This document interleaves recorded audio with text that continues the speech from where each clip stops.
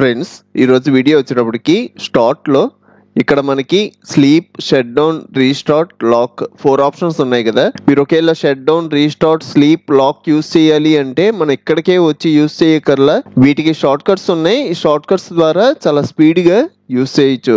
ఈ 4 మనకి main shut down కాబట్టి ఫస్ట్ షట్ డౌన్ దగ్గర నుంచి బిగిన్ చేస్తున్నా. మనకి షట్ డౌన్ షార్ట్ కట్ వచ్చేటప్పటికి కీబోర్డ్ లో విండోస్ బటన్ ఉంటది కదా, విండోస్ ఎక్స్ ప్రెస్ చేశారు అంటే ఈ విండో వచ్చుద్ది. నెక్స్ట్ కీబోర్డ్ లో యూ ప్రెస్ చేశారు అంటే ఇక్కడికి వస్తాం. మళ్ళీ మీరు యూ ప్రెస్ చేశారు అనుకోండి ఆటోమేటిక్ గా షట్ డౌన్ మీదకి వెళ్ళి షట్ డౌన్ అయిపోద్ది. నెక్స్ట్ రీస్టార్ట్ కి వచ్చేటప్పటికి సేమ్ అలాగే యూస్ చేస్తున్న విండోస్ ఎక్స్. Next you. మనకి రీస్టార్ట్ లో ఫస్ట్ లెటర్ ఏంటి? ఆర్. కాబట్టి ఇప్పుడు మీరు ఆర్ ప్రెస్ చేశారు అనుకోండి రీస్టార్ట్ అయిపోద్ది. Next sleep, Windows X, you. మనకి స్లీప్ లో ఫస్ట్ లెటర్ ఏంటి? ఎస్. ఎస్ ప్రెస్ చేశారు అంటే మనకి స్లీప్ అయిపోద్ది. Next lock. మనం లాక్ చేయాలి అంటే కీబోర్డ్ లో విండోస్ ఎల్ ప్రెస్ చేశారు అనుకోండి లాగిన్ స్క్రీన్ దగ్గరికి వెళ్ళిపోతాం. నేను ఇలాగా షార్ట్ కట్లు కూడా కాకుండా నాకు షట్ డౌన్ కి, రీస్టార్ట్ కి, స్లీప్ కి బటన్స్ కావాలి అన్న మనం బటన్స్ సెట్ చేసుకోవచ్చు. ఫస్ట్ నేను షట్ డౌన్ కి క్రియేట్ చేసిన డెస్క్టాప్ మీద రైట్ క్లిక్ చేసి ఇక్కడ న్యూ వన్ ఉంది కదా, న్యూ లో షార్ట్ కట్ ఇక్కడ shut down space -s space -t space 1.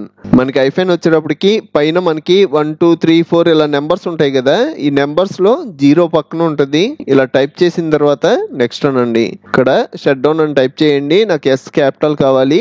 Shift yes అంటున్నా, షట్ డౌన్.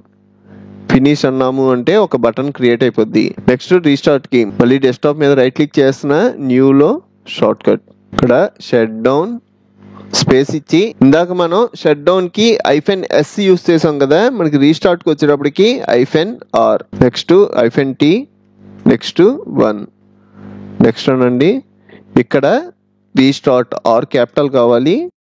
ఫినిష్ అంటున్నాను. అలాగే మనం స్లీప్ కి కూడా క్రియేట్ చేసుకోవచ్చు. స్లీప్ అంత ఇంపార్టెంట్ కాదు కాబట్టి నేను స్లీప్ కి చెప్పట్లా. ఇప్పుడు ఈ బటన్స్ కి మన ఐకాన్స్ కూడా మార్చుకోవచ్చు. షట్ డౌన్ మీద రైట్ క్లిక్ చేసాము అంటే కింద మనకి ప్రాపర్టీస్ ఉంటాయి, ప్రాపర్టీస్ మీద క్లిక్ చేయండి. ఇలా ఒక విండో వచ్చింది కదా, ఇందులో షార్ట్ కట్ లో కింద చేంజ్ ఐకాన్ అని ఉంటది, దీని మీద క్లిక్ చేయండి. ఇక్కడ మనల్ని పర్మిషన్ అడుగుతుంది, ఓకే అనండి. షట్ డౌన్ కి ఐకాన్ కావాలి. ఇక్కడ మనకి చాలా డిఫాల్ట్ ఐకాన్స్ ఉంటాయి, ఇందులో ఈ సెలెక్ట్ చేసుకొని ఓకే, అప్లై, ఓకే. నాకు షట్ డౌన్ కి బటన్ క్రియేట్ అయింది.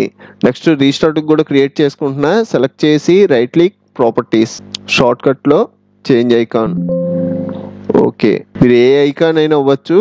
నేను వచ్చేటప్పటికి ఇక్కడ రీస్టార్ట్ కి ఇది ఇస్తున్నా. సెలెక్ట్ చేసుకొని ఓకే, అప్లై, ఓకే.